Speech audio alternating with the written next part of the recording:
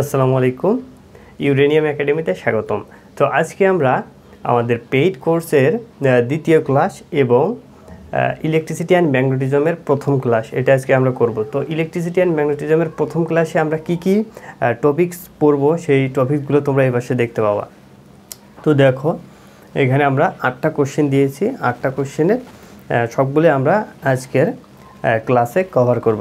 তো এগুলোর সাথে দেখো আমরা এই যে এখানে যে দুইটা আমাদের প্রমাণ আছে, এই প্রমাণ দুটাও আমরা আজকের ক্লাসে করব। তো দেখো, এই প্রমাণ দুটো কিন্তু খুবই গুরুত্বপূর্ণ, আমরা ক্লাসের শেষ অংশে এটা করব। প্রথমে যদি আমরা আসি স্কেলার রাশি এবং ভেক্টর রাশি। এই স্কেলার রাশি ভেক্টর রাশি কিন্তু আমরা ইন্টারমিডিয়েটে তোমরা পড়ে এসছো। তো দেখো, এটা যদি আমরা সংক্ষেপে যদি শুধুমাত্র সংজ্ঞাটা দেখি, যে যে সকল ভৌত রাশিকে শুধুমাত্র মান দ্বারা প্রকাশ করা যায় তাদের স্কেলার রাশি বলে। তো এটা কিন্তু আমাদের জানা। তো দেখো, এর উদাহরণ হচ্ছে দৈর্ঘ্য, ভর, দ্রুতি, এগুলো কিন্তু স্কেলার রাশির উদাহরণ। তো এরপর যদি আসি আমরা ভেক্টর রাশি কাকে বলে। তো ভেক্টর রাশি দেখো, যে সকল ভৌত রাশিকে সম্পূর্ণরূপে প্রকাশ করার জন্য মান ও দিক উভয়ই প্রয়োজন হয় তাদেরকে ভেক্টর রাশি বলে। তো ভেক্টর রাশির সংজ্ঞাটা এটা। এবং যদি আমরা উদাহরণ দেখি, তো দেখো সরণ, বেগ, ত্বরণ এবং বল, এগুলো কিন্তু এক একটা কিন্তু ভেক্টর রাশি। কারণ সরণ যদি আমরা নির্দেশ করতে যাই তাহলে কিন্তু দিকের প্রয়োজন হয়। বেগের ক্ষেত্রেও সেম। এবং ত্বরণ, যেহেতু বেগ থেকে ত্বরণ আসে, তো ত্বরণও একটি ভেক্টর রাশি হবে। একইভাবে বলের সাথে রিলেটেড কিন্তু ত্বরণ। তো ত্বরণ যেহেতু বলের ভিতরে আছে, তো বলটাও কিন্তু আমাদের ভেক্টর রাশি হবে। তো এগুলো কিন্তু আমরা আগে থেকেই জানি। তো এখন দেখো, আমরা দেখব স্কেলার ক্ষেত্র এবং ভেক্টর ক্ষেত্র কাকে বলে।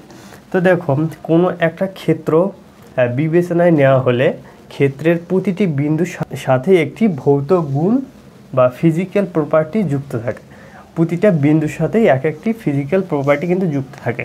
তো এই ক্ষেত্রের সাথে সংশ্লিষ্ট ভৌত গুণ যদি স্কেলার হয় তাহলে ওই ক্ষেত্রকে স্কেলার ক্ষেত্র বলে। তো এটা তোমরা মুখস্থ করে ফেলবা, এটা কিন্তু একটা সংজ্ঞা। তো একইভাবে আমরা ভেক্টর ক্ষেত্র আমরা যদি একইভাবে চিন্তা করি তাহলে আমরা এই পর্যন্ত সেম লিখব এবং এর সাথে লিখব এই ক্ষেত্রের সাথে সংশ্লিষ্ট ভৌত গুণ যদি ভেক্টর হয় তাহলে ওই ক্ষেত্রকে ভেক্টর ক্ষেত্র বলে।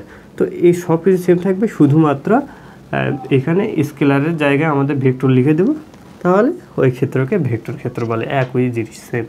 তো এই গেল আমাদের সংজ্ঞা দুইটা। তো এরপর আমরা দেখব গ্রেডিয়েন্ট, ডাইভারজেন্স এবং কার্ল। তো চলো সেগুলো দেখা যাক। তোমরা যারা honours first year physics DU7 কলেজে ভর্তি হয়েছ তাদের জন্য নিয়ে আসলাম একটা কোর্স।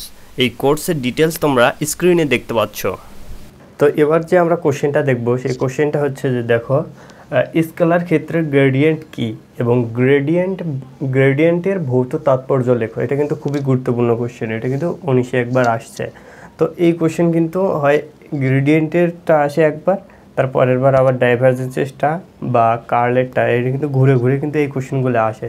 তো এই কোশ্চেনটা দেখো যে গ্রেডিয়েন্ট বা নতিমাত্রা কাকে বলে। তো এখানে সংজ্ঞা আমরা কিন্তু এইভাবে দিতে পারি যে ধরি ফাই একটি ব্যবকলনযোগ্য স্কেলার ক্ষেত্র। তো ফাই হচ্ছে এইটা, দেখো ফাই XYZ, এটা ধরা হয়েছে যে ত্রিমাত্রিক স্থানাঙ্ক ব্যবস্থায় ফাই। তো দেখো, সেই জন্য ফাই XYZ এখানে লেখা হয়েছে এবং স্কেলার ক্ষেত্র নির্দেশ করে। তাহলে ফাই এর নতিমাত্রা বা গ্রেডিয়েন্ট হবে হচ্ছে এই যে, এটা কিন্তু ডেল না, এটা হচ্ছে ন্যাবলা। তো ডেল কিন্তু আমরা এইভাবে লিখি, যে দেখো ডেল কিন্তু আমরা এইভাবে লিখি, যেটাকে আমরা পরিবর্তন নির্দেশ করে। তো ডেল এরকম করে লিখি এবং ছোটো ডেলকে আমরা কিন্তু এভাবে লিখি, যেটা আমরা DDX করার ক্ষেত্রে লিখি তখন আমরা ডি লিখি, এবং বড় ডেলকে আমরা এইভাবে লিখি। এবং যখন আমরা ন্যাবলা লিখব, ন্যাবলা হবে আমাদের উল্টো ডেলকে আমরা ন্যাবলা বলি। তো ন্যাবলা ফাই। তো এটা হচ্ছে গ্রেডিয়েন্ট, কোনো একটা স্কেলার ক্ষেত্রে গ্রেডিয়েন্ট হবে এটা দ্বারা প্রকাশ করা হয়। তো দেখো, এই স্কেলার ক্ষেত্রে গ্রেডিয়েন্ট দেখো এখানে এই দেখো ন্যাবলা ডট ফাই এটা করা হয়েছে। তো দেখো, এই ন্যাবলার মান হচ্ছে আমাদের এই ব্র্যাকেটের ভিতরে যে অংশটা আছে, এটা হচ্ছে আমাদের ন্যাবলার মান। তো দেখো del by del x into i, এটা হচ্ছে আমাদের এক্স অক্ষের একক ভেক্টর হচ্ছে আমাদের আই, একইভাবে ওয়াই অক্ষের একক ভেক্টর জে এবং জেড অক্ষের একক ভেক্টর কে। তো এইটা হচ্ছে আমাদের ন্যাবলার মান। তো এটার সাথে আমরা ফাইকে আমরা ডট গুণ করে দিয়েছি। তো দেখো, এর পরের লাইনে দেখো আমরা শুধুমাত্র ফাইকে এখানে পুদ্যার সাথে গুণ করে দিয়েছি। তো এটাই হচ্ছে আমাদের ন্যাবলা ফাই বা এটাই হচ্ছে আমাদের গ্রেডিয়েন্ট, এইটাই হচ্ছে আমাদের গ্রেডিয়েন্ট। তো আমরা কিন্তু সংজ্ঞাটা এইভাবে লিখতে পারি, এভাবে লিখলে হয়ে যাবে। তো এরপর হতে ফিজিক্যাল সিগনিফিকেন্স অফ গ্রেডিয়েন্ট বা গ্রেডিয়েন্টের ভৌত তাৎপর্য, এটা কিন্তু খুবই গুরুত্বপূর্ণ কোশ্চেন। তো দেখো তোমরা কিন্তু এইভাবে লিখতে পারো, বইয়ে হয়তো বা বর্ণনা আকারেও লেখা আছে, ওভাবেও লিখতে পারো বা এইভাবে লিখলে একটু ভালো হয়। তো দেখো স্কেলার ক্ষেত্র হতে ভেক্টর ক্ষেত্রে উত্তরণের কৌশলই হচ্ছে স্কেলার ক্ষেত্রের গ্রেডিয়েন্ট নির্ণয় করা। তো তোমরা এটা প্রথম লিখবা। তো এরপর লিখবা যে স্কেলার ক্ষেত্রের গ্রেডিয়েন্ট অবশ্যই একটি ভেক্টর ক্ষেত্র হবে। তো স্কেলার ক্ষেত্র ধরলাম যে এটা আমাদের স্কেলার ক্ষেত্র, তো এটার যদি আমরা গ্রেডিয়েন্ট নির্ণয় করি তাহলে সেই গ্রেডিয়েন্টটা অবশ্যই ভেক্টর ক্ষেত্র হবে। তো এখানে আমরা গ্রেডিয়েন্ট নির্ণয় করার পর এই যে ক্ষেত্রটা পেলাম, এটা হচ্ছে আমাদের একটা ভেক্টর ক্ষেত্র, কিন্তু এটা আগে ছিল আমাদের স্কেলার ক্ষেত্র। তো এটা এখানে বলা হয়েছে।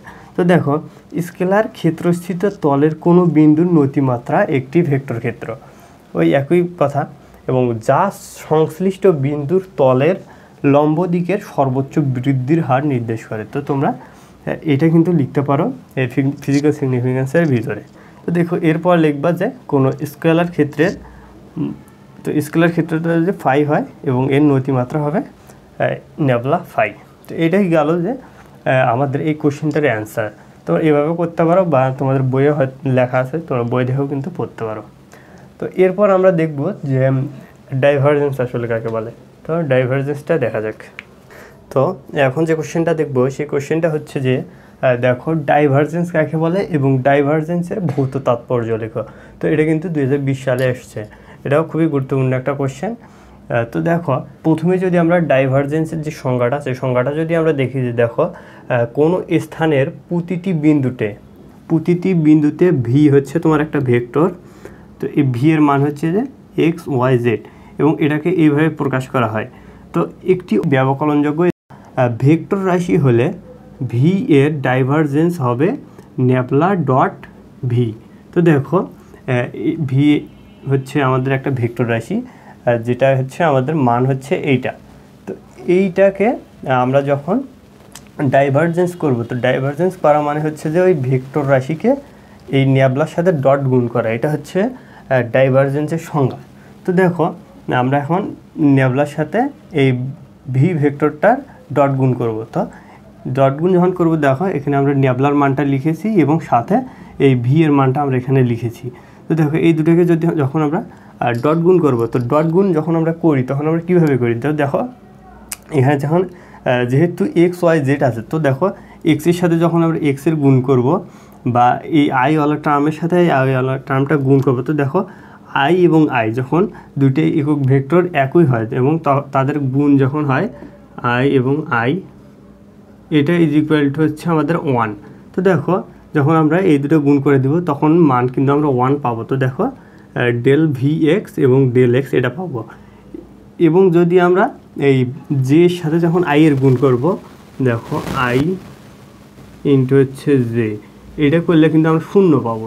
তো দেখো ওই পদগুলো কিন্তু এখান থেকে বাদ হয়ে গেছে। তো শুধু আমরা I dot I, J dot J এবং কে ডট কে এর ক্ষেত্রে কিন্তু আমরা 1 করে পাবো, আর বাকি ক্ষেত্রে আমরা 0 পাবো।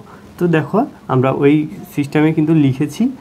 তো এখানে আমরা জে ডট জে হয়ে গেল 1 এবং বাকিটা এইখানে ভি ওয়াই দিয়ে এটার সাথে গুণ হয়ে গেছে del v y by del y, del v z by del z. তো এইভাবে কিন্তু এই গুণটা এখানে হয়েছে।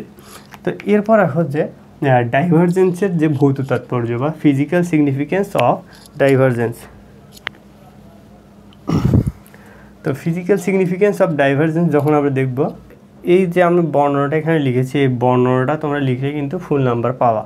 তো দেখো প্রথমে তোমরা কিন্তু এভাবে লিখতে পারো যে কোনো ভেক্টর ক্ষেত্রের সাথে ন্যাবলা এর স্কলার গুণ বা ডট গুণ করে ডাইভারজেন্স নির্ণয় করা যায়। তোমরা এই লাইনটাতে শুরু করতে পারো, এই লাইনটাতে শুরু করবা, তারপর এইটা লিখবে যে ডাইভারজেন্সের মাধ্যমে একটি ভেক্টর ক্ষেত্রকে স্কলার ক্ষেত্রে রূপান্তর করা যায়। তো আমরা যখন গ্রেডিয়েন্ট দেখেছিলাম, গ্রেডিয়েন্ট কিন্তু স্কেলার ক্ষেত্রকে ভেক্টর ক্ষেত্রে রূপান্তর করেছিলাম। এবার আমরা ভেক্টর ক্ষেত্রকে স্কেলার ক্ষেত্রে রূপান্তর করব। তার জন্য আমরা ওই ভেক্টর ক্ষেত্রে ডাইভারজেন্স নির্ণয় করলে আমরা ক্ষেত্রটা স্কেলার ক্ষেত্রে রূপান্তর করে ফেলবো। তো দেখো কোনো ভেক্টর ক্ষেত্রের কোনো বিন্দুতে কোনো প্রবাহীর ডাইভারজেন্স ধনাত্মক হলে, বুঝতে হবে প্রবাহীটি প্রসারিত হচ্ছে, অর্থাৎ এর ঘনত্ব হ্রাস পাচ্ছে, অর্থাৎ বিন্দুটি প্রবাহের একটি উৎস। তো দেখো প্রবাহী, এখানে প্রবাহী বলতে বলেছে যে যেসব পদার্থ প্রবাহিত হয়, যেমন বাতাস হতে পারে, পানি হতে পারে, এগুলো কিন্তু প্রবাহী। তো ওই রকম প্রবাহী এখানে বোঝানো হয়েছে। তো এরপর দেখো আবার ডাইভারজেন্স ঋণাত্মক হলে বুঝতে হবে প্রবাহীটি সংকুচিত হচ্ছে। ডাইভারজেন্স যদি আমরা ঋণাত্মক পাই তাহলে আমরা বুঝবো যে প্রবাহীটি সংকুচিত হচ্ছে, অর্থাৎ ঘনত্ব বৃদ্ধি পাচ্ছে। কোনো গ্যাস যদি আমরা সংকুচিত করি তাহলে কিন্তু তার ঘনত্ব কিন্তু বৃদ্ধি পায়। একই ক্ষেত্রে একইভাবে যখন আমরা ওই গ্যাসটাকে যদি আমরা প্রসারিত করি তাহলে কিন্তু ভিতরে ঘনত্বটা কমে যায়। সেই কথাটাই কিন্তু এখানে লেখা আছে, দেখো ঘনত্ব বৃদ্ধি পাচ্ছে, অর্থাৎ বিন্দুটি ঋণাত্মক উৎস বা সিঙ্ক। তখন সিঙ্ক কেন আমরা বুঝবো কীভাবে যে সিঙ্ক কী এবং বা উৎস কী। তো এখানে সিঙ্ক এবং উৎস আমরা যখন কার্নো ইঞ্জিন পড়বো বা কার্নো চক্রটা পড়বো তখন আমরা বুঝতে পারবো যে উৎস এবং সিঙ্ক। তো কার্নো ইঞ্জিনে যেটা আমাদের তাপ দেয় বা তাপ সরবরাহ করে সেটাকে আমরা বলি উৎস, এবং কার্নো ইঞ্জিনের যে অংশটা তাপ গ্রহণ করে সেই অংশটাকে আমরা বলি যে সিঙ্ক। তো এখানে সেটাই বোঝানো হয়েছে। তো দেখো এরপর দেখো আবার কোনো ভেক্টর ক্ষেত্রে ডাইভারজেন্স শূন্য হলে ভেক্টরটি সলিনয়েডাল। এটা কিন্তু তোমরা অবশ্যই লিখবে যে কোনো ভেক্টর ক্ষেত্রে ডাইভারজেন্স শূন্য হলে ভেক্টরটি সলিনয়েডাল হয়। তো এই গেল মোটামুটি এই কোশ্চেনটার অ্যান্সার। তোমরা যদি এইভাবে লিখতে পারো তাহলে কিন্তু তোমরা ফুল নাম্বার পেয়ে যাবে। তো এরপর আমরা দেখব যে কার্ল কাকে বলে এবং কার্লের ভৌত তাৎপর্য। তো